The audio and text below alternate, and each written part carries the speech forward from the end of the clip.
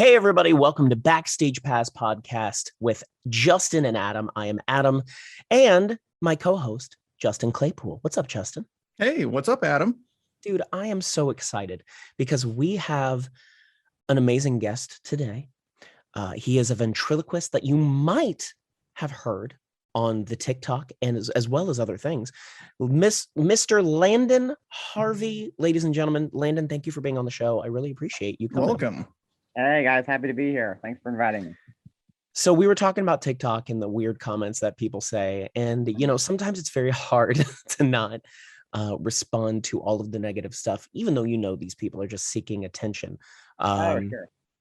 And that's all they really want is for you to comment, because that's their 3 seconds of fame, because they can't afford the 15 minutes to pay attention to what they're doing.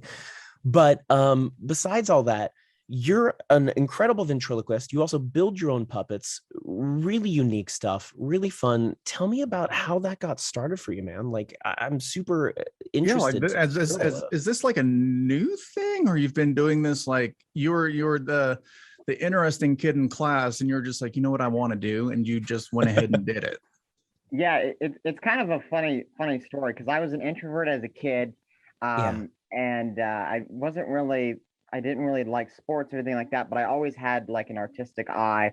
Never really took an art class, but I loved sculpting and performing. And Sure. I found out later that my dad goes on trips for his work, and that he brought back a pirate puppet. I started doing little skits with it in class, and I realized, oh, I can have the attention, but on the puppet. And then it's like I can kind of not be an introvert, but then also put the puppet away and then kind of go back to my desk and be alone. But then I can go on stage, so to speak, in front of my class and make them laugh and giggle with this puppet. I'm onto something. And so I started doing ventriloquism at age 6, and it's just kind of spiraled from there. And I've done shows all over. And then in 2017, we have a ventriloquist convention every year, which is a whole other story in itself in Kentucky. Over like 700 ventriloquists from all over the world gather for this event. And I had a friend there. His name is Langston Hatch. He's actually at Not Scary Farm right now, performing at Puppet Up. So shout out to you, Langston. But I know Puppet Up. Puppet building. Yeah. And I used to do. Oh, sorry. What were you saying? I'm so sorry. Oh, I was just saying he sent me some patterns and he got me into puppet building. So that's how I started building. That is so awesome. I have a lot of puppeteer friends, so I of course know Puppet Up and the Henson Company and all of the amazing things. It's sad to me that sometimes we have gone away from some of the amazing puppeteering. Thank God, like the Star Wars universe still uses some of it and other things, along with some really inventive CGI. But when we used to have to rely on puppets, things of like the Dark Crystal and there were just such amazing puppeteers out there, and to be able to have something tangible, I feel is always better than to be playing to nothing, in a sense. So it's super cool to keep up that kind of art form, because it really is an art form, and it's very difficult. How did you go about the process of like learning ventriloquism at such a young age, when you said you were is hard enough? Yeah, what in the heck? Yeah. Well, you know, like if you learn today, they have the whole like, you know, say this letter in place of that letter, because this letter is hard to say without moving your lips. And yeah, I tried that for a while and it never sounded right to me. And the idea is you do that enough where it tricks your mind into figuring out how you say the letters normally. But I just started practicing at 6, and I'll be 21 come November, so I've been doing it for almost 15 years. Just the art of ventriloquism and just practicing it. So I've figured out a way to say anything, really, just through practice. That's really cool. It's pretty awesome. I've tried to do it, and I just look like I'm angry. Me too. I look like I'm constipated. That's all. That's really all it is. I think way too hard on it. Right? It's figuring out how to make it look natural, because you have the people that will smile and they're like, "Hey, how's it going? Good to see you." You know, and that's like your pageant ventriloquist. You know, they go up there and they smile, so they're always smiling, and it's so cheesy. They do the auctioneer song, and they've got 2 puppets going back and forth, and they're smiling. Exactly, yeah. And then you have like the crazy-eyed person, like what you did, Adam, where they're like this, you know, and they're like twitching, and you know, so you know, half of it is just me covering up the puppet and looking at myself and going, does that look natural? Like I'm not reacting at Totally. the puppet, but the puppet's reacting to what I'm saying and vice versa. And what the element of magic is there, is keeping that alive. Absolutely. So Speaking of magic, so yeah, go ahead. I am also a professional magician. Right. So I know a lot of ventriloquists. Of course, a lot come through the Magic Castle. Mhm. And I have seen all different levels of ventriloquism. I have seen every level that you and I know as the great ones and as the smilers and the talking through your teethers. And it's painful to watch the talking through your teethers. Yeah. It's very difficult to and that's what it sounds like most of the time. And I got to tell you that some of them are really big ventriloquists that you wouldn't expect it from, Mm-hmm. and they're talking through your teethers, and you're just like, it's so difficult to watch. Right. How is it for you as a professional ventriloquist to watch different I guess levels of ventriloquism? Oh, it's still bad, but it's fun. It's kind of like it's why the art has a bad stigma, is because like scary movies with the evil ventriloquist dummy, and then just bad ventriloquism in Mhm. general. Like when you see it done well and you see a puppet performed well, it's not scary and it's not like cringy. Right. But I love it because at the ventriloquist convention, you have exactly what you're talking about, Adam. You have the great performers. Dunham goes every once in a while. Terry Fader will be there, and but Mhm. then you also have like the cringy like kid performers. And there's nothing wrong with being a children's ventriloquist, but there's some that are really bad at it, and they just haven't Yeah. refined it enough to make it believable between them and a puppet. So then. And when you can't do that, then it's just like you're just watching someone trying to do ventriloquism, and it's just like their art is okay, but like the puppet's not there, so it's just you're kind of watching them battle with themselves on stage. It's just weird, It's you like know. watching bad magic. It's really, for me, it's just Yeah, so yeah. hard. It's so hard when it's like, ah. So you guys are much more versed in this art. And Adam, I didn't think you would be, and I also didn't think about the like ventriloquists going through like the Magic Castle and different Oh things like yeah. that. Like Lots of ventriloquists didn't come even through. enter my head because my Yeah. first interaction with just a puppeteer was Tipsy Roo, Yeah. and I loved John him. Jennings. Yeah, John Jennings is absolutely amazing, and I was like, it really, because He's a I straight haven't. up puppeteer, though. He's a Yeah, straight up puppeteer. yeah. Like he's not a ventriloquist, but it's the matter of bringing an inanimate object to life Oh, and it's then making hard. it It's very totally difficult. believable. And whatever, you start off with a sock puppet or whatever, and It's it's hand acting, yeah. it's For very me, difficult. I can't do that. Like they're like, no, he needs to say oh, and it's like, no, I can't get it. And then on top of that, I came across your account, Very Landon, hard. it's probably been about a year and a half ago, because you weren't anywhere near like 800,000 followers. Congratulations, by the way. Yeah, Very that's difficult to Oh, insane. get. thanks. It's Yeah, so well much fun. done.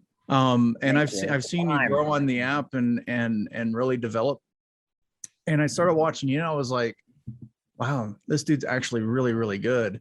Absolutely. And so I've watched everything that you've done, and I've kind of seen you grow, and I've seen your frustrations in some of your videos, There's a lot and of that. Yep. so it's been really awesome to see that. I think let me circle back around because I'll get lost in my own thoughts.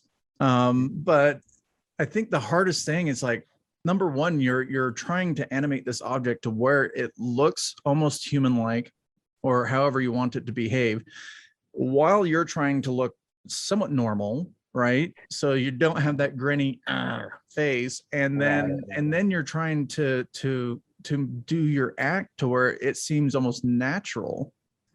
And that is the most mind-boggling thing for me.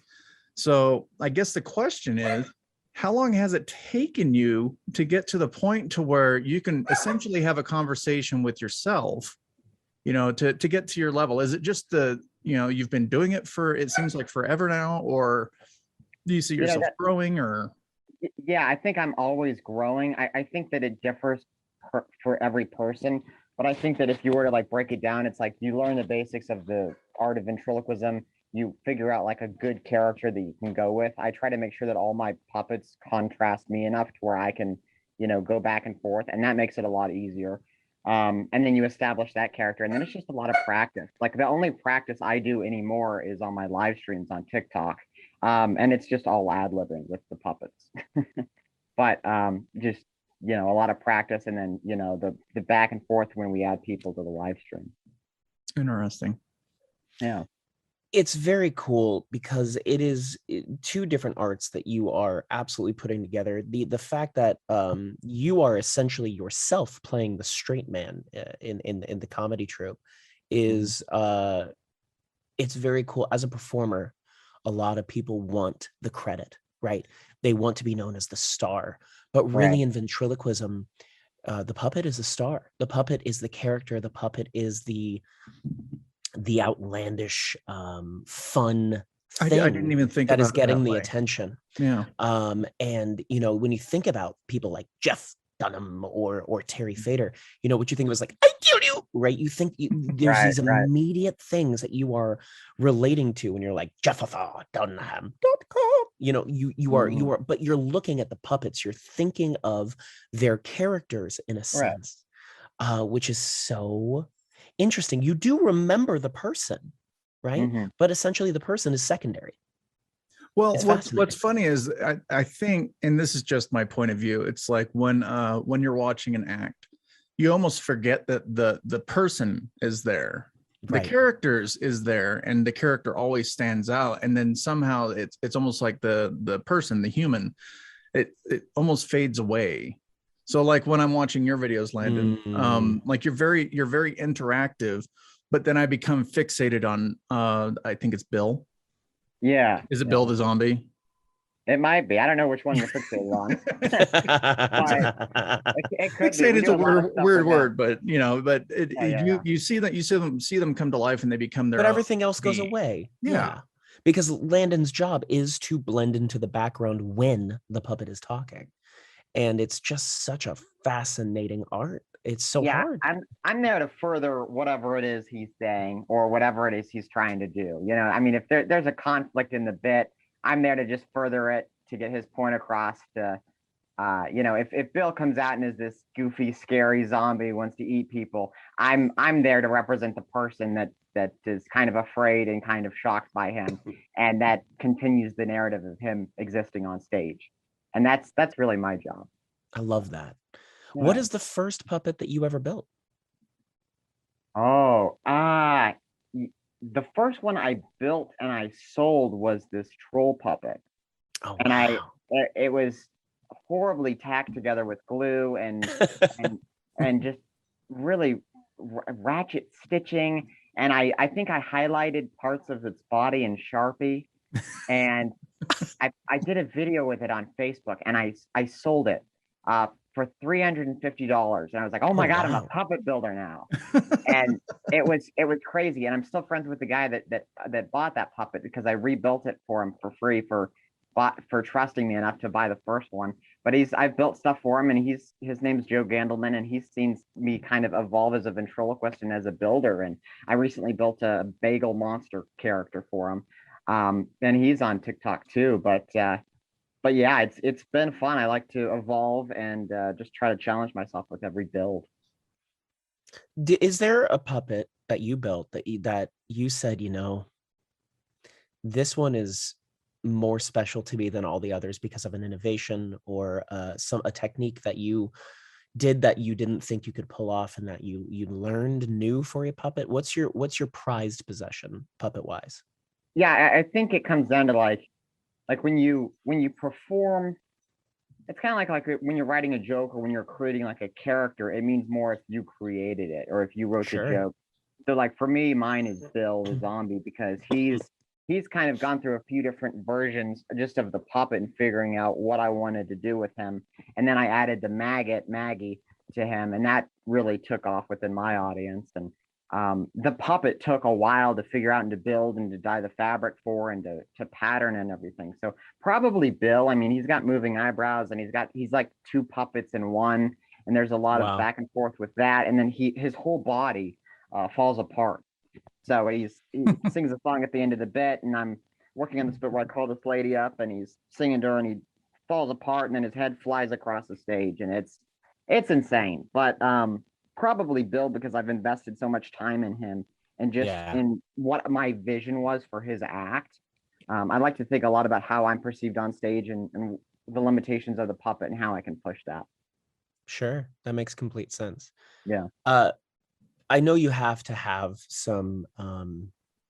A lot of people ask me as a magician, "Hey, who are your favorite magicians?" And a lot of times, it's not for me. It's not the answer that people are thinking, right? A lot of my favorite people are very well known, but in the magic community, they aren't these mega superstars you see on TV all the time.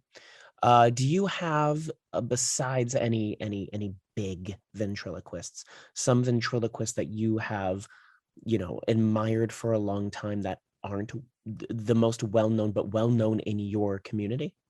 Oh, of course. Yeah. There's, I mean, you've got, I'd say Dunham, Fader, and Darcy Lynn are like the top, you say ventriloquism, that's what comes to like people's minds. But I love Dan Horn. He's a hilarious ventriloquist. He's been Princess Cruise Lines for years, and he's a master manipulator in the way he performs these puppets, and he's been a big inspiration in how I perform with the characters.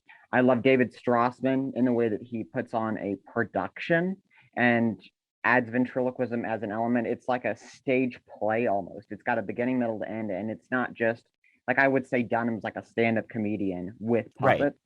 Yeah, and his ventriloquism, I think, is like maybe an 8 out of 10, maybe a 7.5. It's really his characters that make him so much fun. Carry on. I will be right back. No worries. We got this. It's really his ventriloquism it's not so much his ventriloquism art, but it's more the character of him as his, or the characters that he has built and the storylines he builds around it that makes him a notch above the rest, because sometimes it doesn't matter about your skill. What matters is telling the story and captivating the audience.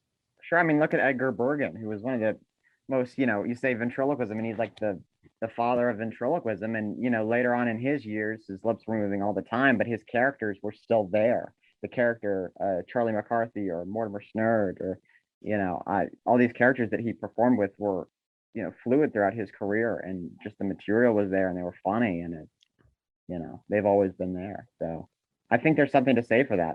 I've got people, I've had characters that I've put out that I thought, oh, I'll put a lot of videos out on this, and with Bill or Jackie the Jackalope or Mervin, and then I do a goofy video with like a rat puppet I built that I was going to sell, and it hits 1 million.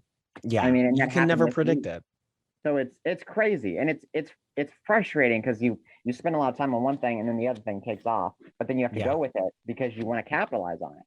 It's funny because I had this exact conversation on our last podcast with Jacob. If you remember, Justin, what I said was, sometimes you put a lot of time into something and you don't put as much time into the other thing. That other thing takes off, and because it's connecting with the audience, you need to go with that, even though I don't understand your A. I don't understand the audience at all. What my one video that's done well is me taking video of a prime rib, pretending it's a child, and then saying that Freemasons eat babies, which we don't. And that does well, and that gets views every single day. But the other ones where I put some thought into it and some research, they don't do well, period, at all. But I'm not the guy that's going to keep making content that's just controversial. So no, I get that. I totally get it. And eventually, the cool thing about social media is you throw enough darts at a wall and you're going to hit a bullseye, and you just keep on going until you hit a few bullseyes, and you rinse that content until that cow can no longer be milked. Exactly. And then you throw more darts, and then you eventually come back to the darts that already hit, and that has a resurgence. It's a very cool thing. One of my favorite ventriloquist bits I've ever seen live is by my friend Kevin Johnson. Love Kevin. He's so great. His Godzilla theater bit is one of my favorite. He's the best at it. If you haven't seen this, Justin, look up Godzilla theater. He basically does a dubbed Japanese horror film in real life on stage.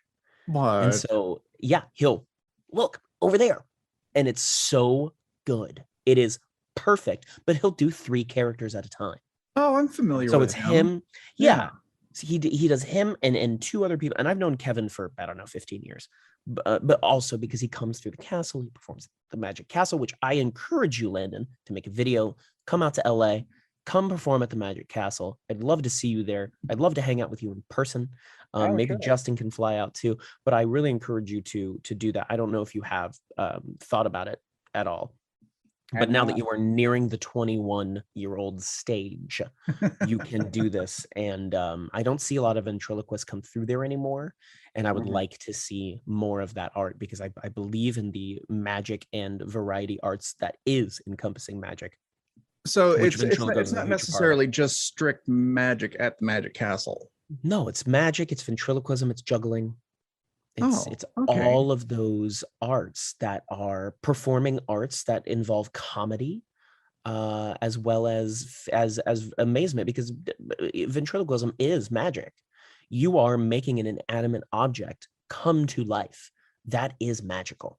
That's You true. know, I think it's fascinating. Yeah, We had a guy. It's such a cool thing. We had a guy this past ventriloquist convention that he closed. I think one of our big shows, and it was like a kids show act, and they opened by introducing him, saying he performed at the Magic Castle, and it was a rough bit to do because it was before it was like a family or adult show. It was clean, but it was like for adults, and then they had this guy that was a ventriloquist but kind of hacky close the show, and people were walking out there like he did the Magic Castle. And I was talking to one of my friends about that, and they're like, well, they do a kids weekend or something there, which I had no idea about. But, every Saturday and Sunday they have a kids show. Yeah. Really? Every Saturday and Sunday from noon to 3. Then the castle closes and reopens at 5 for the nighttime. Yeah. Awesome. It's crazy. Yeah, you have all sorts of ventriloquists, from all around, and it's interesting to see the different styles for sure. I mean, I'm so wanting to out 2 ventriloquists that I think are just so bad, but I can't do it. I can't do it. I can't. We're trying to be nice on here. I will off We're camera. building a persona. You have to say the name of their character. I people do the research. One is so well known that it's insane. Okay. Insane. And it's a teether. It's a teeth talker. And I think it's something from our childhood, Justin, that lives on through, unfortunately, a teeth talker. And it just drives me crazy. Yeah. Well, now I need to know. God dang it, Adam. You're always doing this to me. I'll give you a guess. Do it. I'll give you a guess. You get one guess, Justin. What do you think would be a ventriloquist from our time that was wonderful, but then somebody had to take over, and that person, bless their heart, is not as good? This is like a scavenger hunt over here. I know, right? Cryptic. I have to be. I have to be, because I kind of don't want this to make the podcast, but I know it will. All right. Well, no, we'll ignore it. But then we'll talk afterwards, so I can be like, oh, absolutely. No, I'll say it right away. Off air, I'll say it right guess away. what it is. Yeah, right. Exactly. If you have a guess, please let us know. Oh man. Is it a type of food? I don't know. I will out though, like I said it earlier, like all the pageant ventriloquists make me like laugh so much. I think I put it in an Instagram story once, but like they all do like the auctioneer song, and they've got like, it's this, pretty woman in like a glittery jumpsuit, and she's got the, the teeth like this, and then she's got the two, cowboy and cowgirl puppets going back and forth, and it's always like, I'm not even exaggerating for the purpose of this comedic situation. Like it's always the same, like puppets, same outfit, same bit, same song. It kills me, because I'm like, what if I did a character where it was like I think a ventriloquist doing a character where he was like I'm like a male pageant guy doing that. That would be hilarious. Yeah. Can you do something? Know if it's a joke or not, and I think that would be funny. Like just for like a YouTube video or something, like being part of one of those pageants, just to do that bit as like a whole farce, I think is a funny concept. What if you built a puppet in that dress that is holding 2 other puppets. You just thought, yeah, you have like perfect. There you go. So that you are still using your extremely great talent, but also, giving like that. Oh my God, that is just that. It's like inception of ventriloquism. I think that would be so. I think that'd be great. Darn funny. I want to see that. Now, how did you get around the harder letters? Like, how did you get around saying B's and what W's and R's, things that are really, really hard to try to work around? Like, saying things like, "Oh, look at that brown bottle or brown paper bag," or bear. That's hard. Yeah, I make sure that the paper bag isn't brown, and I make sure it's not made of paper or plastic. Silver. And if it is, I'll introduce the bag, and then the public will go, "That's a nice bag." But I just a lot of practice. I've just practiced so much and back and forth and just watching myself that it's kind of like, it's like the problem now is like, how do you be funny? And that's Right. my problem. Like the introductory stages of ventriloquism is like learning the letters. And I saw a ventriloquist, and I won't say the name, but they did a bit on TV, and they had the puppet say a word like, what's the issue? And you don't, and I'm like, that struck me as off, because usually you say like, what's the problem? But issue is an easier word to say without moving your lips. So you can also, if you're not a seasoned ventriloquist, or you haven't been practicing for as long, you can just change out the word completely. Find a synonym for it. That's an easy way to do it. But then I practiced so much, and I was so worried about having to do that I just didn't want to have to worry about it. I wanted to write material and do it. And I have a bit with the jackalope where it's a little gimmicky, but we do the whole Peter Piper thing, and I add on to it and on to it, so it becomes ridiculous, and it's like sped up, because I want to show that I can also do this, but I'm focusing on the character. Sure. So practice, I guess. so to circle back around, because earlier you said something that kind of resonated with me, is that you're kind of an introvert, but you've got your puppets and you kind of become a little extroverted. And that's kind of where I'm at as far as even this podcast goes. I'm very introverted. You can ask Adam. Like, I don't like groups of people. I typically don't like people. That's true. He's complaining about people constantly. But in this scenario, like this situation is like, I can do this. I'm fine with this. So I just wanted to let you know that resonates with me. Fellow introverts, yeah, we get it, right? We totally understand. Yeah, I've never been an introvert. No. However, you don't say. But what I do love is the common ground, right? And the common ground that we all share is we do love to entertain. And we do love that. And it's finding different ways to be able to be comfortable with that, because entertaining in general isn't comfortable. It's, you're afraid to be judged. You're afraid to be out in public. It's so awkward. Not easy. It's very awkward. Even going live on different platforms, including TikTok, you don't have that instant gratification. There's a time delay. You're not talking to people's faces. You're reading comments, not knowing if it's going over well. And it's a very difficult thing. So, to be able to put yourself out there and then also reach success with it is an inspiration to lots of people out there of all ages who want to get into ventriloquism and don't necessarily consider themselves performers, but have a real knack and talent for puppet building or for performing through their puppets. So very cool that you can be an inspiration to those people.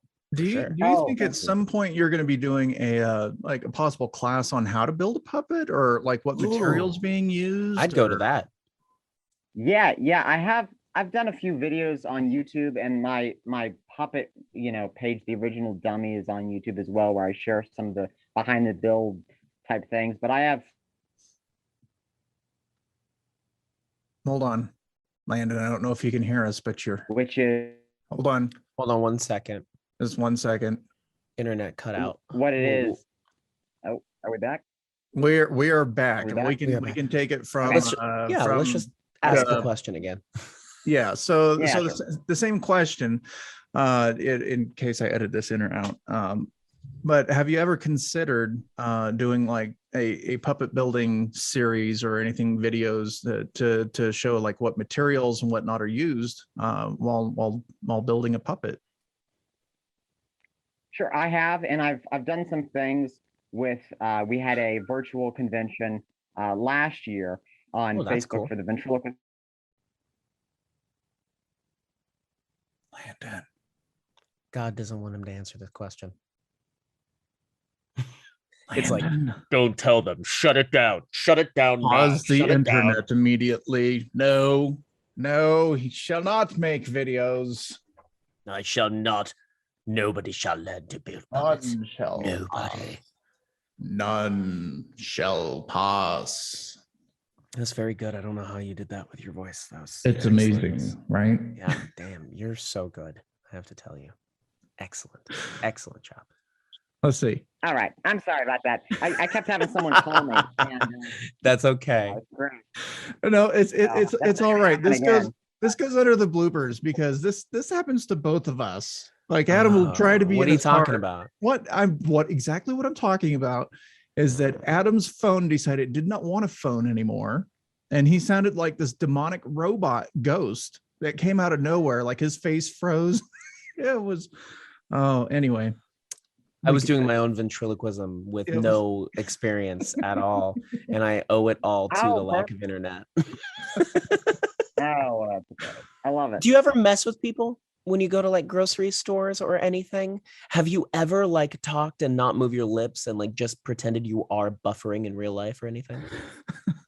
You know, I'm still an introvert. I still like to kind of keep to myself. I've done some stuff purely for like the content where I'll go through like the drive-through line with a puppet. But I haven't done ventriloquism as like a gotcha moment or anything like that. Mhm. But I might do that one day. Because I get a lot of requests for it. Maybe there's a market in there for TikTok videos where I'm tricking people that I'm actually a ventriloquist. I mean, But, I would love to see I that. I think you're creative enough. You can figure it out. But as a fellow introvert, I totally get it. I Right. totally understand everything that you're saying. So I get it. So the other thing is, so I was looking through your website today, and you also have a podcast. Hey, True. Yes. sweet. He does, and he's spoken to some amazing people. Do you want to talk about your podcast? Yeah, let's do that. Sure. Yeah. You know, it's called Landon Live, and we started season 2 just recently.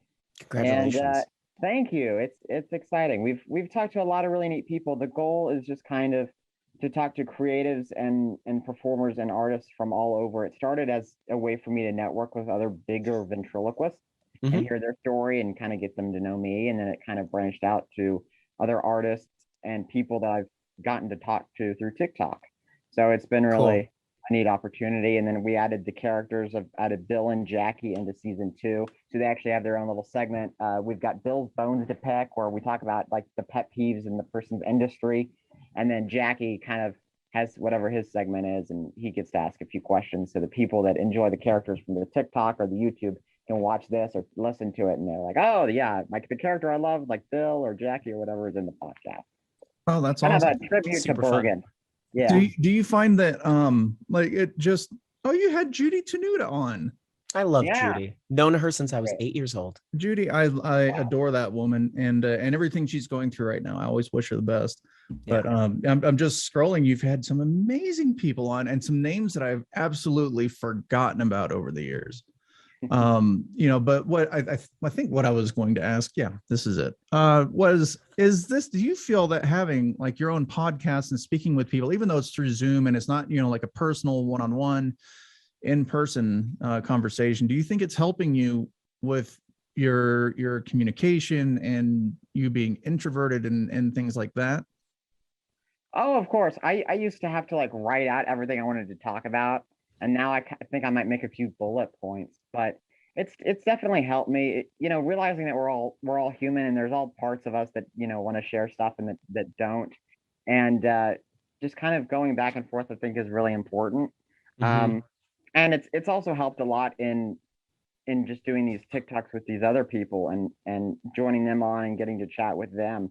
Because sometimes I'll put the puppet away and we'll just chat or talk, and it's definitely helped. In the podcast, it's neat to hear these people's stories, how they got into the business and the art, as well as Absolutely. how they've dealt with the shortcomings in their career, or I love talking about branding, so we talk about that a lot too, and how they've kind of separated themselves from the market to get where they are today. Because we've had a lot of really neat names, some that you might know and some that you might not. Yeah, Right. there's a couple I'm not familiar with, but definitely there's several on there that I look back on and I'm like, wow, I haven't heard Terry Harden's name for a while, or Terry Mhm. Fader, or love Judy Tenuta. And then Love there's her. definitely, there's a lot of people that I haven't heard of that I'm super interested in, because what I'll do is I will hyper fixate on this, and then I will figure out and try to learn about everything. I think that's the benefit of of having your own platform. You're speaking with people. Initially, Adam and I met on TikTok also. Yeah, And we did. and I was like, dude, I play Halo. And he's like, all right, let's play Halo. So Yeah. here we That's are. how it all started. That's it. Here we are a Halo. year and a half later. Thank you, Microsoft. I appreciate it. And Xbox. Yeah. Yeah. But Please a year and a sponsor us, half please. later, Please and sponsor us. I was in the middle of just kind of sitting at home because it was COVID, and I was talking to Adam. I'm like, and Adam's like, you should do a podcast. You should talk about the people that you've met, because I'm a concert photographer. So I've You've got met some some really, fascinating really, people. really cool stories. But the problem is, and I realized, I don't speak to these people. Like I'll do my job, and but I'm kind of like, do my job and then bounce. Like I don't want to have that conversation with Snoop. I don't want to have a conversation with all these other people that But I you didn't end know up how to doing do it. it. You end up having a conversation with them every time. Yeah, but it's so awkward. It doesn't come across as awkward as it might feel. I Incredibly do have awkward. to say. So I just think it's interesting that you're an entertainer, and it's I'm glad to hear that you have real life issues like everybody else, and I love your entertainment. And I've seen you grow just on the Clock app, and it's been awesome just to see that happen.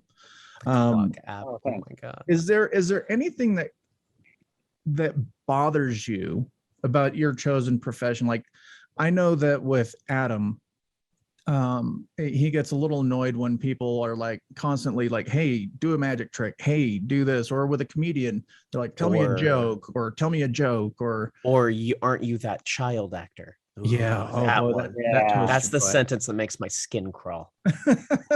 That is the one sentence. And Well, people child, you don't shouldn't have been in Kindergarten Cop, Adam. you listen to me. Here's the thing, is that like the reason those things bug me is because it makes you feel like you are nothing except for what you can do, right? That you as a Right. human are worthless, which is not the case. They just really enjoy you, and I understand that, and I understand why not many people understand the term child actor being a derogatory term, because for me it implies that you're not doing it as an adult. Yeah. And thankfully I'm one of the few that I grew up with that is still continuing to do it. But it's very fascinating. I don't know anything about ventriloquist terms that are negative or things. So that might be a nice enlightening moment. Yeah. Is there something that comes across from people to you that can get under your skin, or is there just like that, just that jabby moment where you're just like, ah. Yeah, I've talked to a few people about this. When you say, someone asks, what do you do? I'm a ventriloquist. They're like, oh, have you seen that girl on America's Got Talent? And that really bothers me. I'm friends Yeah. with Darcy. They're referring to Darcy Lynn Farmer, who's fantastic, and I was friends with her. And people have asked me, have you auditioned for AGT? And I was I was called to audition for Little Big Shots. I was a year older than their max off, their cutoff for that, and then I was called to do AGT, and I auditioned a few times, and we actually met up. We were friends because we met at the ventriloquist convention, and then we actually met up again, ironically, in Austin.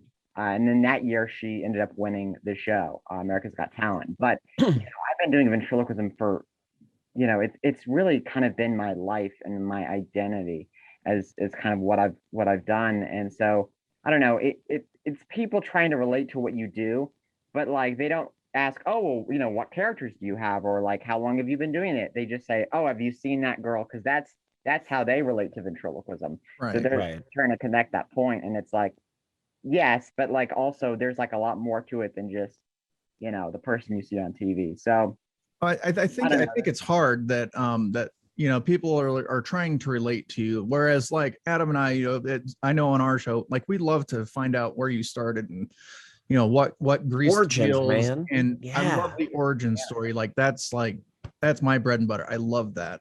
But it's nice to hear what you just said. But I think people, from kind of like it's almost like a psychology standpoint where they're like, well, I really want to have a conversation with this person. I find them interesting. And as opposed to saying, hey, I find you interesting, I'd love to have a conversation with you, they're like, by the way, have you seen this girl on blah, blah, blah? And oh, you look like so-and-so, or, so I think they're just trying to find a common ground, but I could totally get how that would be completely, it would be a little annoying. Yeah. Oh, yeah, very. yeah, it's with I have ventriloquists that are like older and younger, and it happens with all of us. But then the subject becomes about her and all of her accomplishments, and it's just kind of it gets like awkward. Yeah. So I don't know. I mean it it happens. I mean it whenever I bring a puppet out or whatever, it happens, and it's just kind of with the territory. I mean, until you become like a name for yourself, where they're like, oh, you're this, and I like you for like what you did on here. Correct. I've had people like notice me from the Vice video, which is that Vice did a ventriloquist convention video, and I was on that many years ago, and so some people on TikTok have found me from that. But yeah, it's just kind of figuring out your identity. People, the one thing people are worried about is when they'll like refer to the puppets, they'll go, "Is it okay to call them puppets?" And I'm like, "Yeah, it's fine. They're puppets. They're inanimate objects, but." I only regard to them as people when I'm performing, and that's as far as that goes. So you said something that also really relates to me. Not many people understand that there's a difference between a kid's performer and an adult performer, especially with juggling as well as magic as well as ventriloquism. It's a huge difference. It really is. There's a big difference between a kid's performer as opposed to an adult performer. I get asked all the time as a magician, hey, can you do my 7-year-old's birthday party or what have you? And I'm like, I can, but it's not really what I do. I got to tell you that the adults, their jaws will hit the ground, and most of the 7-year-olds it will go over the head. Oh, no. They watch all the YouTube videos, and I go, yes, but I've been doing this professionally for almost 20 years now. I kind of know. I've been doing this a long time. So I want you, if it's okay, to talk a little bit about the differences in your art of ventriloquism, of like the children's performer versus the other performer, and how you kind of get around that for yourself. That's a great question, and I think it's Thanks. similar with most magicians, but I'm not completely sure. Sure. I guess like the way I view it is like most of the children's ventriloquists have like the typical like Axel Expressions makes beautiful puppets, and I'm friends with Steve Axel, but and they sell to mostly children and family performers. So when you think of like a children's ventriloquist, I think of someone that's got like the Axel puppets and stuff, and when I think of someone that's doing performing for adults, their puppets are gonna probably be custom. Their material is gonna not necessarily be like dirty, but like more advanced, where it's set up punch versus like a gimmick where the puppet looks up when you're not looking or whatever. The puppet takes something from your jacket and the kids go wild. I've performed for like all different audiences, and I don't mind doing a kids show because it's easy and you're kind of babysitting kids with a puppet, and it's not difficult, 100%. but it's like when you don't get the same, like for me, I don't get the same like I guess transaction from the audience as The rush, the rush, yeah. performing aspect, yeah. If I'm, performing for adults, and I love performing because they, adults notice the subtleties Right. and in the comedy and the characters and everything else, and kids are more, performing for kids, you have to be more exaggerated. It's like performing in a play versus, performing for, TV. And that's kind of the difference I've noticed in what I'm doing. And do you get all the time, because I know I get all the time, I see how that's done, I know that one, regardless if they do or not. You pull out a deck of cards, you say pick a card, and they go, I've seen this one. And you're like, oh, right, because 90% of card tricks don't start with pick a card. Yeah, I mean, like, how does it end then? Right? Exactly. Yeah. I like see your lips moving. No, you don't, child. Oh yeah. Well, you've got comments. I get that more on social media than anything. Like, oh, Sure. he's doing it with, through his throat or whatever. And it's like, yeah, what I'm doing is not a magic trick. The magic is like in the believability of the character in the situation. Yes. And then the comedy is what like propels it. So, congrats for figuring out that I'm a ventriloquist. I wasn't really hiding that. But that's a great line. I don't, that's just kind of like how that's how I said. But you have people that will comment, yeah, I do like it when people think that like I'm not doing ventriloquism and that it's all like fake. Because I guess on TikTok you can do like the voice overlays or whatever. Oh, right. So sometimes sometimes my lips are closer together and it looks like there's no way I could be doing ventriloquism. And then you have people commenting that have never seen me before that think it's like a gimmick for like for the TikTok to go viral. And that's always fun. But that's why I don't perform for kids a lot, because it's like I know what I want from the audience, and I know where like my show is respected and where I'm kind of going with everything. Yeah. And while Bill the Zombie would work for kids, and while they would enjoy it, I'm not able to do the material that I'm writing or go as far with a character for kids as I would be able to do for like. Yeah, there's got to be like a limit as Just far a limit, as to the yeah, what you can present to a child. Where with an adult, you can kind of be a little bit more loose with it and kind of. I get that. I get and that. Also it's like, pick a card, it's like pick a puppet. I mean, kids are like nowadays they're like ADHD, and like you can't have a puppet up for too long. Like if I couldn't do 15 minutes with Bill the Zombie like I could for like an adult crowd, because they get it. Okay, he's a zombie, and then the character kind of unravels from there. Like you would watch a sitcom and understand how characters develop. Mm-hmm. But like for kids, it's like, okay, you have the character, you did a few jokes, and now they're like, what else is in the trunk? Or like, are you going to talk about this? Or are you going to do, Axel has this magic drawing board, and I did a show once, and the kids go, are you going to do the drawing board? We had a ventriloquist come to our school last year, and he had the drawing board. And I go, no, I don't do that. But, and I've noticed kind of what is typical in my art, and I've tried to stay away from it, just kind of separate me from everything else.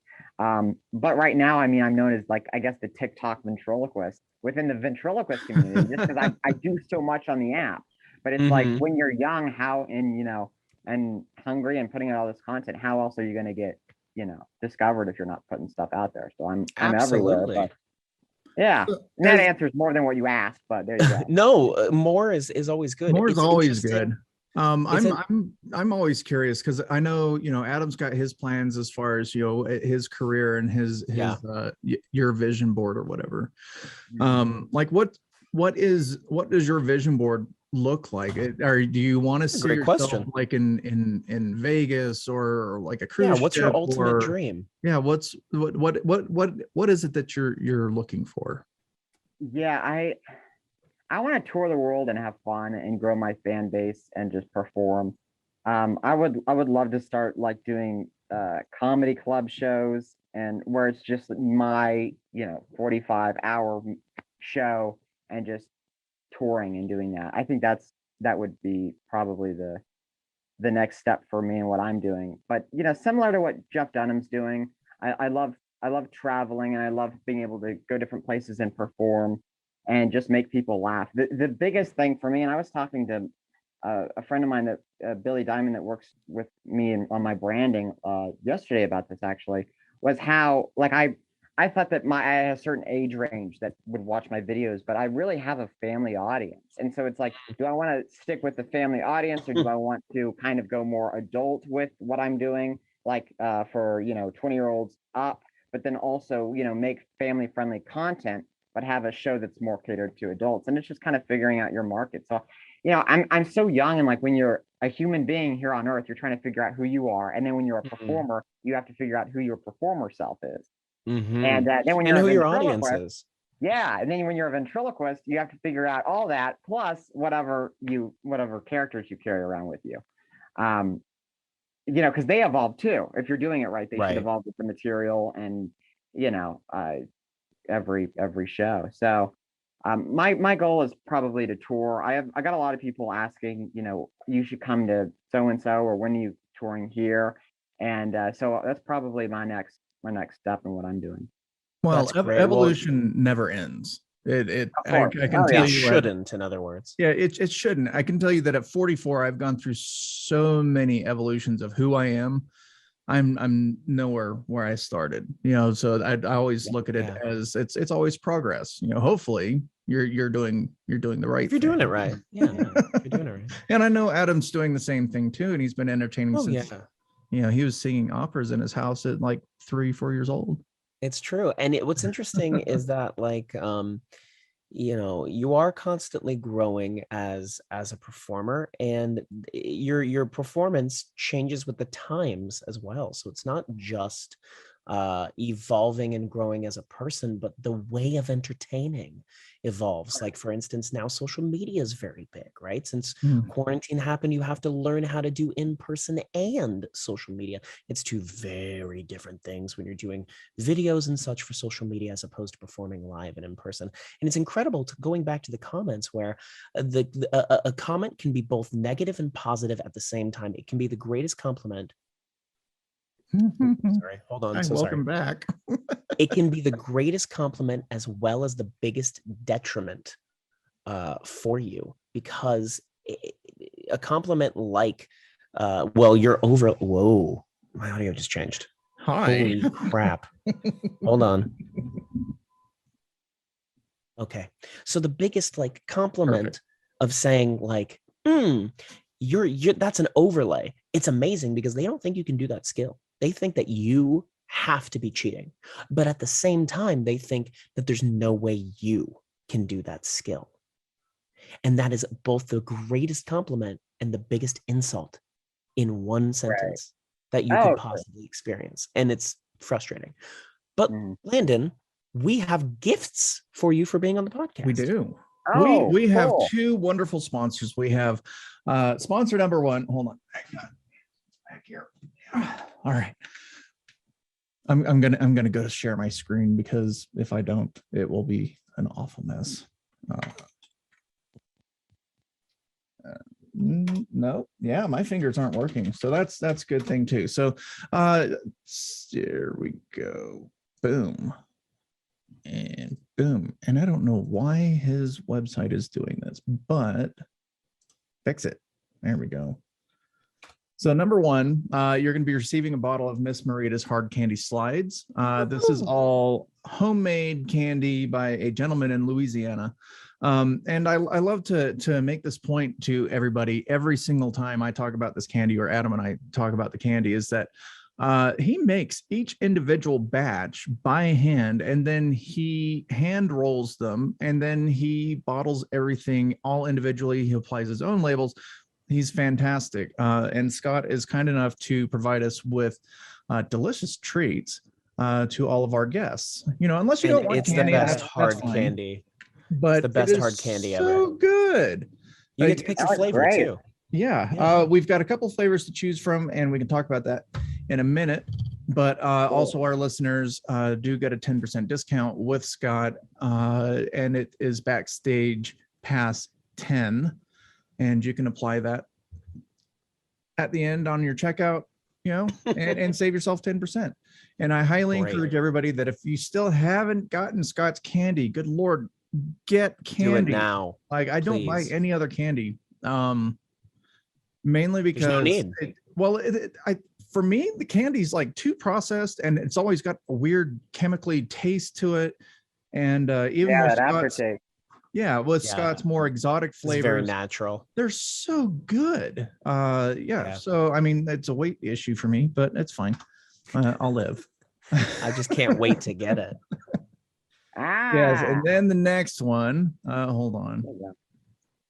So far today, everything's going all to plan. My soundboard is doing exactly what it's not supposed to be doing. Oh, fantastic. All right, now we'll go back to, I'll show you this first. So let me bring it right. Yep. So you're also going to receive a pair of cufflinks. Oh, great. These are all handmade also. I am a Freemason, and I've got a Freemason brother that is very generous with his time. And he's like, hey, how would you feel about giving your guests cufflinks? I'm like, dude, yeah, that'd be awesome. He's like, okay. So he made a whole bunch of them. And so now our guests get cufflinks. Little disclaimer, this does not make you a Freemason. It's not anything weird. It's just a gift from one gentleman that wants to share his craft with other people that may be interested.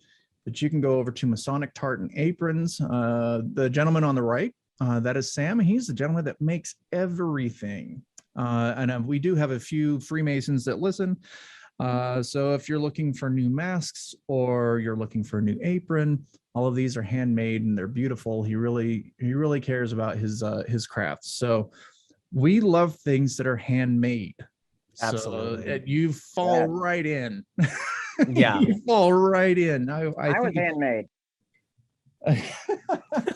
I think it's fascinating. Like what you do to me is like puppet building is something I've been interested in. I just haven't pursued it. And then honestly, I don't know what I do with it at the end, because I definitely don't perform, especially with a puppet or anything like that.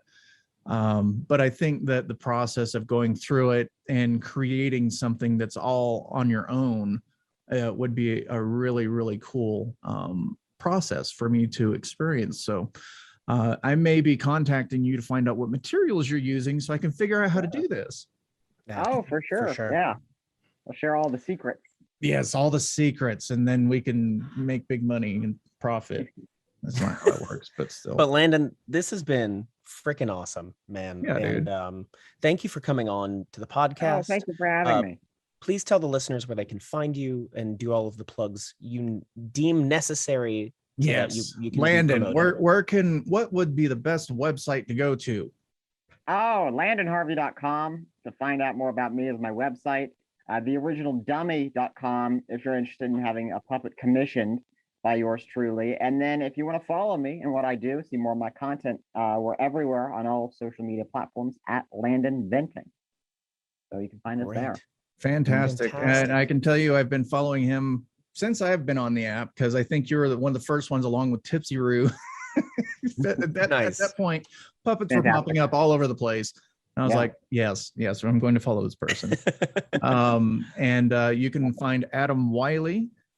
He's down there right now. At This Is Adam Wiley on Instagram, TikTok, Twitch. Yeah, everywhere. And I'll tag everything as far as my Instagram and whatnot. I've really simplified it. This is Justin Claypool. So thank goodness. Dude. So that's it. I've got nothing else. I'll probably think of something, because I always do as soon as I click stop recording, because that's how this goes. But Landon, I appreciate you responding back to me. I think you're absolutely fascinating in what you're doing. You're making a difference. Clearly. Oh, thanks. You're very entertaining. Always put a smile on my face, and sometimes you can get a bit snarky with some of your videos. Love that. Yeah. Well, you just kind of do your thing and do your element, and then when people enjoy it and it affects people, it shocks you, and then you'd want to do it more because of that as well. So I'm very appreciative. I've got something called the Jackalope Watch Club on my website. It's a $3 a month subscription onto great. puppet building and ventriloquism lessons by me. And I'm constantly uploading stuff to it, and that'll be out in a few weeks. So if you're interested to learn more about me and have me being your instructor, you can check out that. That's Oh, awesome. it's fantastic. That's Love to hear awesome. that. I also encourage everybody to go listen to your podcast because you've got some great people on here. Landon Live. And season 2 is coming soon. So I'm looking at everything. So I don't have anything else. Adam, do you have anything to add? Just guys, thank you so much for listening to Backstage Pass podcast. Please share this with all of your friends and family, and we'll see you on the next time. Absolutely. Awesome. Be kind, be courteous, just basic nice people things. Do that. And we appreciate you listening.